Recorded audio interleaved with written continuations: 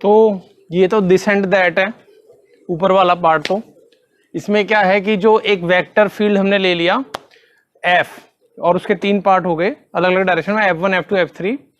तो क्या होगा कि हम इस गाउस थ्योरम में क्या करते हैं कि एरिया इंटीग्रल को इक्वल करते हैं वॉल्यूम इंटीग्रल के। ठीक है, तो इधर हम एरिया इक्वल कर रहे हैं, इधर एरिया इंटीग्रेशन है, इधर वॉल्यूम इंटीग्रेशन है। ठीक है, तो स्टेटमेंट क्या है कि एक रीजन है, क्लोज्ड है, बाउंडेड है 3 डायमेंशनल स्पेस में, जिसकी की boundary piecewise smooth surface है एस।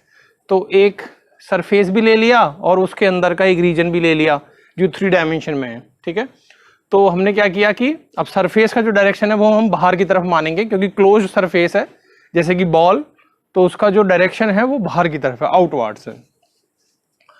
तो क्या होगा कि अब मान लो कंडीशन ये है कि F1 F2 F3 जो है वो कंटिन्यूअस है और continuous first order partial derivative है इन ऑल द डायरेक्शंस। तो ये इक्वेशन जो है वो होल्ड करेगा।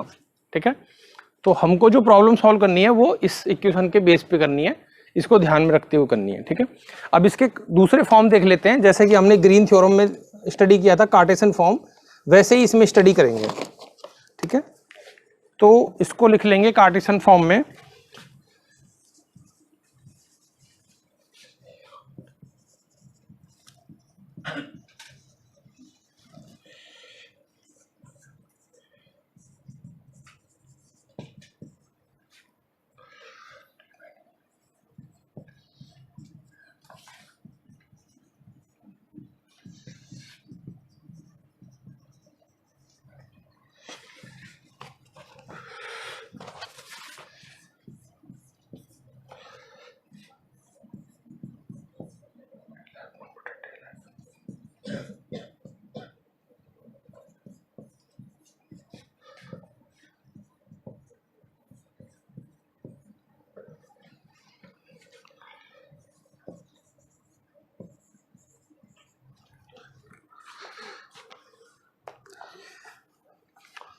तो ये है, तो जो हम देख सकते हैं इसको इससे कंपैरिजन करेंगे तो हमको जो है उसका सॉल्यूशन हम इसको समझ सकते हैं कि ये इस तरह का कन्वर्जन इसका होगा।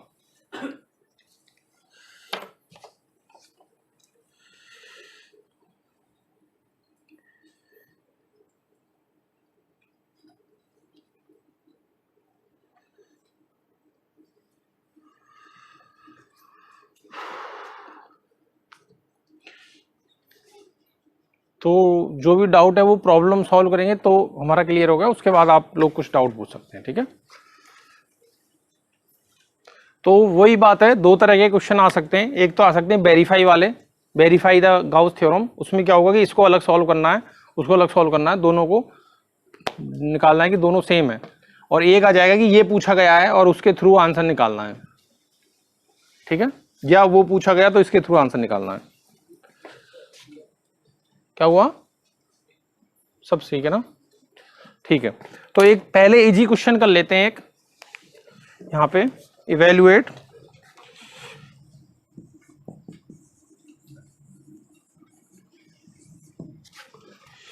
I इक्वल टू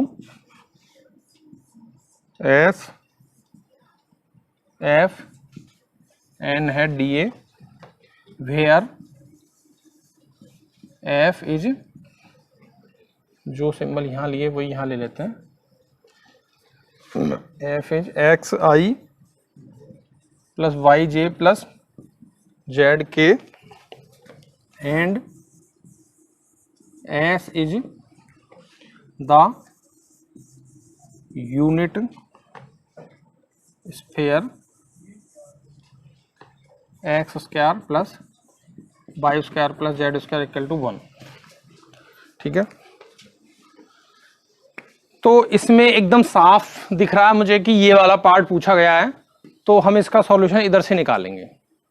ठीक है, तो इसको क्या कर लेते हैं, तो आई की वैल्यू क्या आ जाएगी, ट्रिपल इंटीग्रल कर लेते हैं, और ये हम इसका वॉल्यूम लिख लेते हैं यहाँ पे डी रीजन, और डाइवर्जेंस ऑफ एफ निकाल लेंगे, और डीवी इसका जो है वो वॉल्यूम इंटीग्रल हम निकाल लेंगे।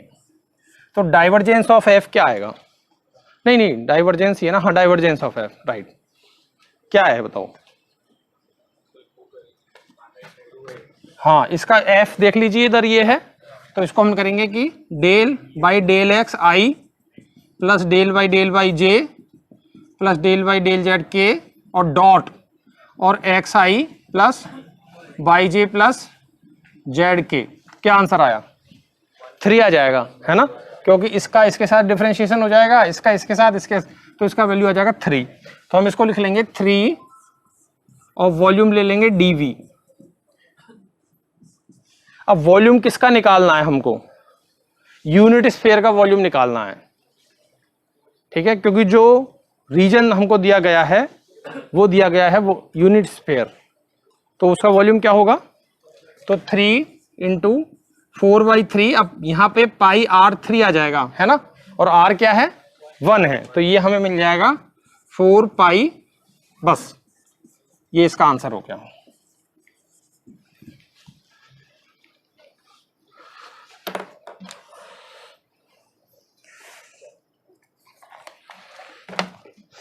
ये ऊपर वाला पार्ट मिटा दूं मैं, सबने उतार लिया?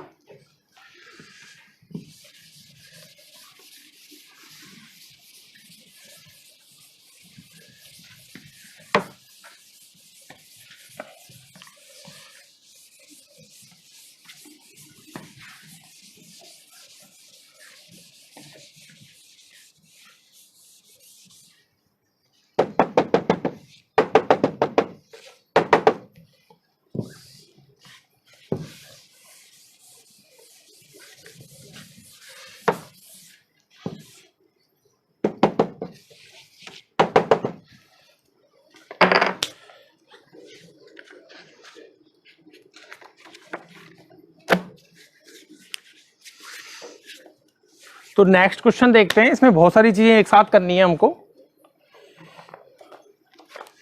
क्वेश्चन है, तो इसको मैं मिटा देता हूं। एन आपको याद रहेगा, एन एक नॉर्मल वेक्टर है, यूनिट नॉर्मल वेक्टर, और ये मेरी को थ्योरम है जो कि अप्लाई मुझे करनी है, ठीक है। If S is the surface, इसको बिठा देता हूं, चलो। If S is the surface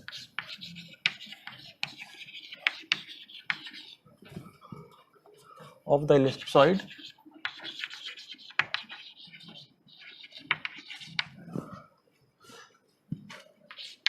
x square y a square plus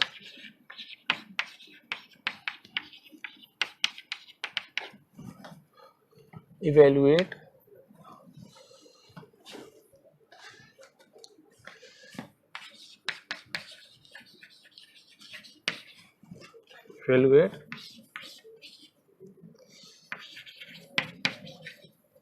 where P is the perpendicular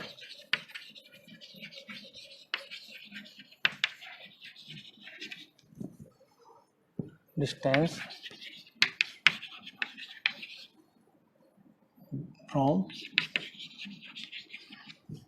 from the origin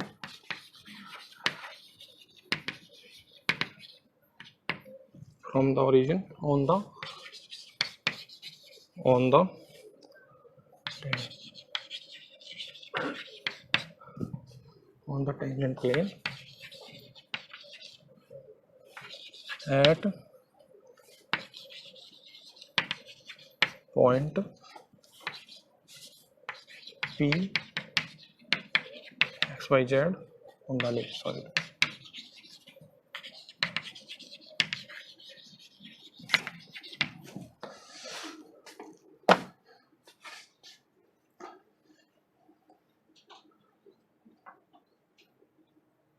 Distance from the origin on the tangent plane at point this of the ellipse. Question लिख लिया सबने ये वाला? देखो क्या कह रहे हैं हम, हमको सरफेस दिया हुआ है जो कि उसको भी रीजन में भी वही लेना है, एलिप्सॉइड है, एलिप्सॉइड स्टैंडर्ड एलिप्सॉइड है। हमको इवेल्युएट करना है ये वाला पोर्शन जो कि एक सरफेस इंटीग्रल है of 1/p where p is the perpendicular distance from the origin 0 0 0 on the tangent plane at a point X Y Z of the ellipsoid. Ellipsoid के कोई पॉइंट ले लिया, उस पर कोई टेंजेंट प्लेन बनाया, ओरिजिन से उसका ऊपर परपेंडिकुलर डाला, परपेंडिकुलर का जो लेंथ है वो है 1/p, वो है p, और 1/p का हमको करना है इंटीग्रेशन। तो कहने का मतलब ये है कि ये दिख तो रहा है कि हमें ये दिया हुआ है, पर एक्चुअली में हमें f और n हेड नहीं दिया हुआ है, हमको f डॉट n हेड जो है वो 1/p में दिया हुआ है। तो ये हमको निकालना है कि इसका f क्या होगा, क्योंकि जब f निकालेंगे तभी तो हम इधर से इसको सॉल्व करेंगे, राइट। तो गाउस की डाइवर्जेंस थ्योरम लगाने के लिए हमको f निकालना है, कहने का मतलब ये है। तो वो n आ जाएगा, वो भी निकालना है।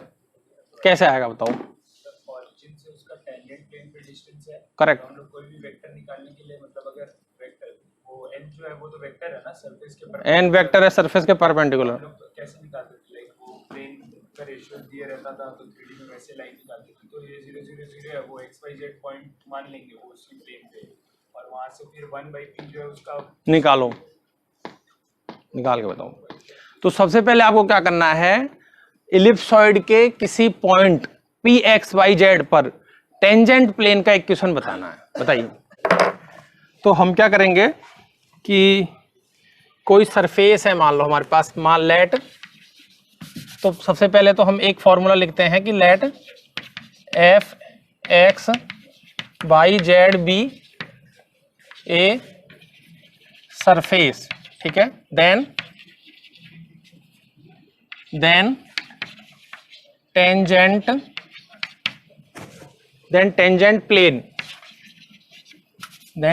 प्लेन एट दिस सरफेस क्या हो जाएगा, ये हो जाएगा A X minus A plus B Y minus B plus C Z minus C, नहीं capital C Z minus C equal to 0। At point, यहां पे लिख लेते हैं at point A small A B C, ठीक है। अब कैपिटल ए बी सी क्या चीज है, यही बचा है ना। तो कैपिटल ए बी सी हो जाएगा वेयर जो ग्रेडियंट है एफ का at point A B C is equal to A B C.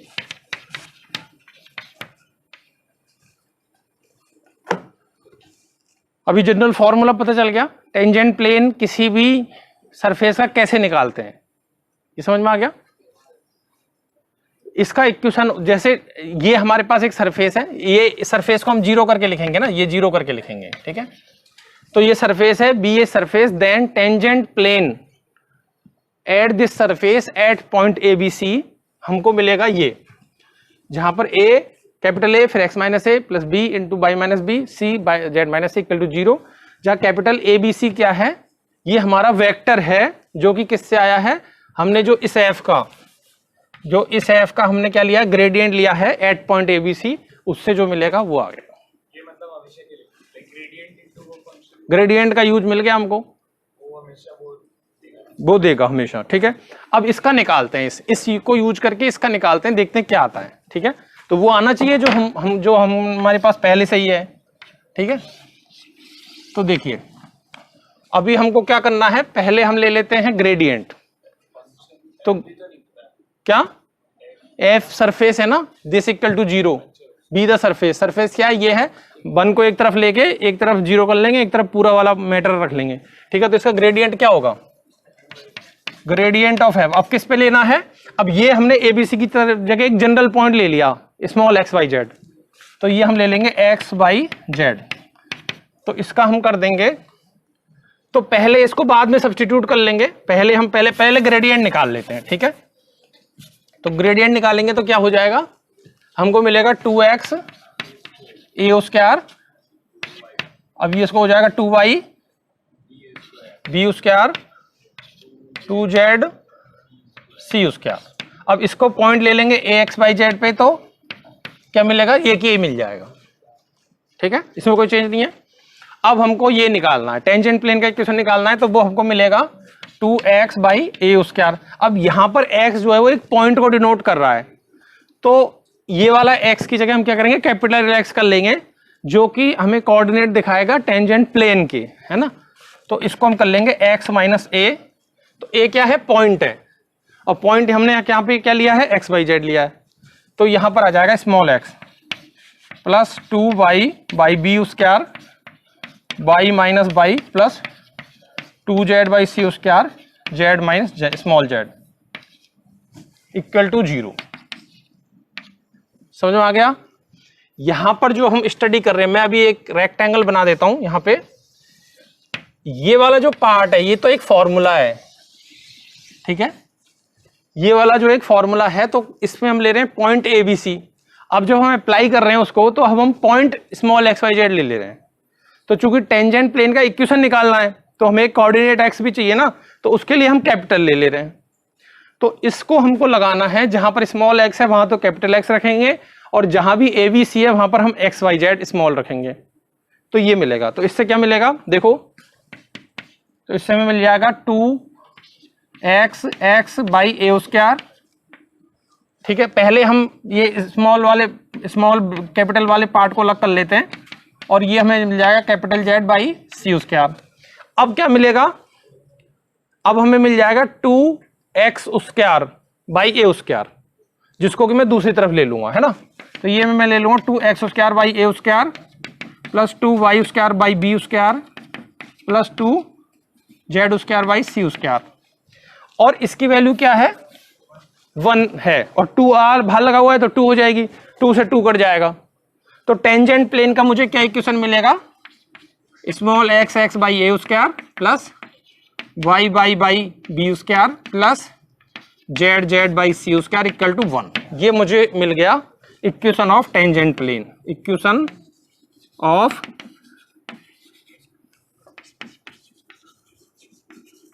Tangent plane. तो एक चीज हमने सीख ली कि इक्वेशन टेंजेंट प्लेन का कैसे निकालते हैं, ठीक है, गुड। अब हम निकालेंगे किसी प्लेन पे किसी पॉइंट से जो परपेंडिकुलर डिस्टेंस होता है, उसका हम इक्वेशन, उसकी हम कैसे निकालते हैं वो हम देखेंगे, ठीक है।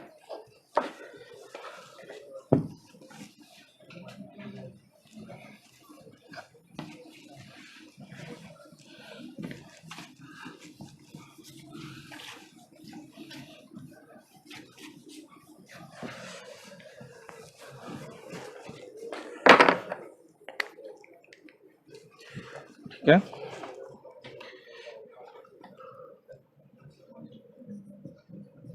For plane A X plus B Y plus C Z plus D equal to 0। तो 3 डायमेंशन में प्लेन का इक्वेशन ऐसे रहता है ना। तो इसके लिए हमको परपेंडिकुलर डिस्टेंस निकालना है।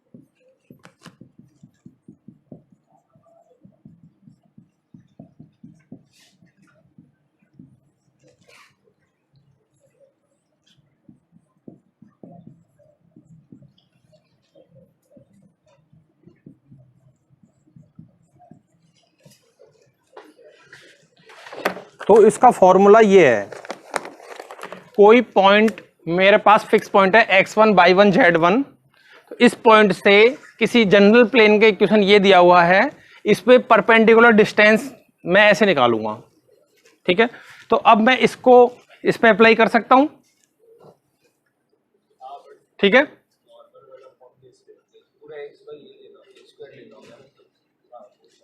ठीक है, तो अप्लाइंग करने पर क्या मिलेगा मुझे, ये मुझे मिल जाएगा। देखो हमें परपेंडिकुलर डिस्टेंस कहां से दिया हुआ है, देखिए, where small p is the perpendicular distance from the origin. तो पॉइंट क्या है, ओरिजिन है। तो x1 y1 z1 तो ओरिजिन है, तो ये पार्ट तो हमारा खत्म हो जाएगा। डी क्या मिलेगा? 1 मिलेगा मुझे डी। हाँ -1 मिलेगा, लेकिन जब हम नॉर्म ले रहे हैं तो 1 मिल जाएगा। तो यहां जाएगा 1 बाई और कोएफिशिएंट 3 कोएफिशिएंट का स्क्वायर कर लेना है। तो इसका कोएफिशिएंट क्या है? तो small x by A square, ठीक है। तो इसका कोएफिशिएंट हो जाएगा, तो मैं इसको लिख देता हूं x square by A 4, Y square by B 4 और z स्क्वायर बाई सी की पावर 4। ये मुझे मिल गया p, ठीक है।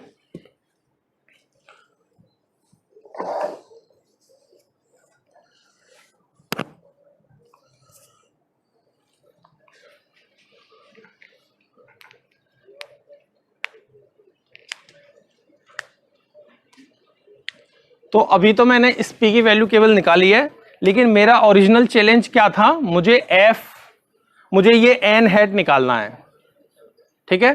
क्योंकि यदि मुझे n कैप मुझे मिल जाएगा तो मैं इस n कैप को p से कंपैरिजन करूंगा इस तरीके से कि मैं उससे f की वैल्यू निकालूंगा और उस f से मैं इधर का पार्ट को सॉल्व करूंगा, ठीक है। f निकालने का स्टेप है, ये वेक्टर f निकालने के स्टेप को फॉलो कर रहे हैं अभी हम, है ना। तो अब मैं आगे बढ़ता हूं, ठीक है।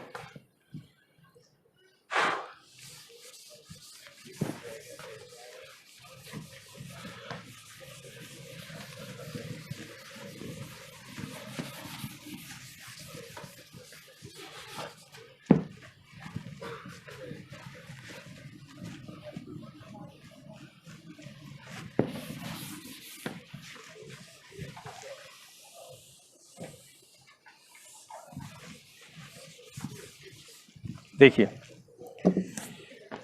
तो n क्या होगा? नॉर्मल वेक्टर क्या होगा? इसका क्या फॉर्मूला है? ग्रेडियंट ऑफ f, ये वाला f, ठीक है। तो ग्रेडियंट क्या आ जाएगा इसका?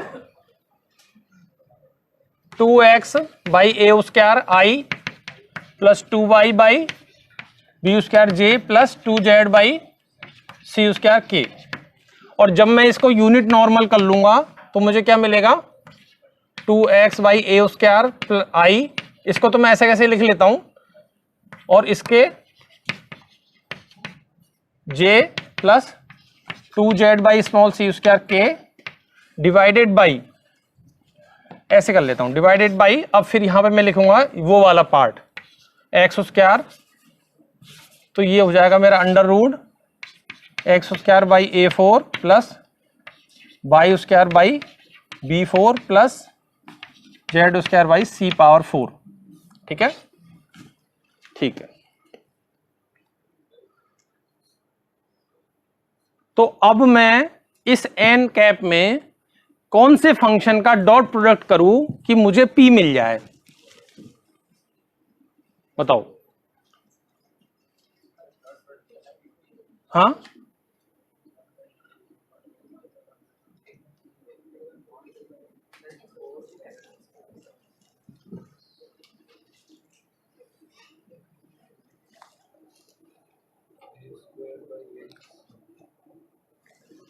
नहीं, ये इसमें भी 2 2 2 आएगा ना, तो ये 2 से 2 कट जाएगा, ठीक है।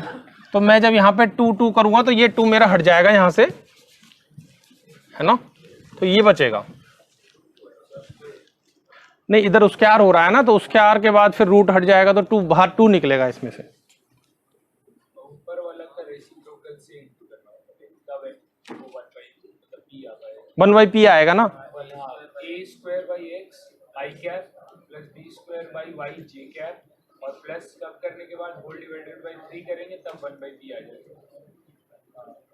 लाइक 1/p लेना तो उल्टा आएगा ये। n का न्यूमरेटर में जो भी लिखे हैं उसका रेसिप्रोकल बाई 3 से अगर मल्टीप्लाई करेंगे तब मेरे को 1/p मिलेगा डॉट में।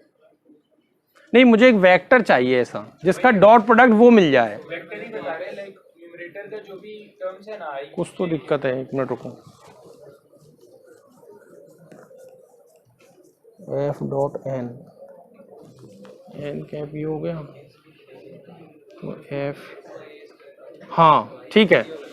देखिए एक मिनट को, हम क्या करते हैं, पहले हम इसको ट्राई कर लेते हैं, इसको ट्राई करते, लेट f बी दिस, ठीक है, लेट एफ बी, ये ले लेते हैं हम X by A square I Y by B square J plus Z by C square के। ठीक है, अब मैं क्या करूंगा, इसका जब इसके साथ डॉट प्रोडक्ट करूंगा तो मुझे क्या मिलेगा, ऊपर वाला तो स्क्वायर में आ जाएगा और नीचे वाला अंडर रूट में, तो इस ये अंडर रूट में आ जाएगा। मतलब देखिए मैं बताता हूं आपको, जब मैं इसका डॉट प्रोडक्ट करूंगा एन हेड के साथ तो मुझे मिल जाएगा ये X square by A power 4 Y square by B power 4 plus Z square by C power 4।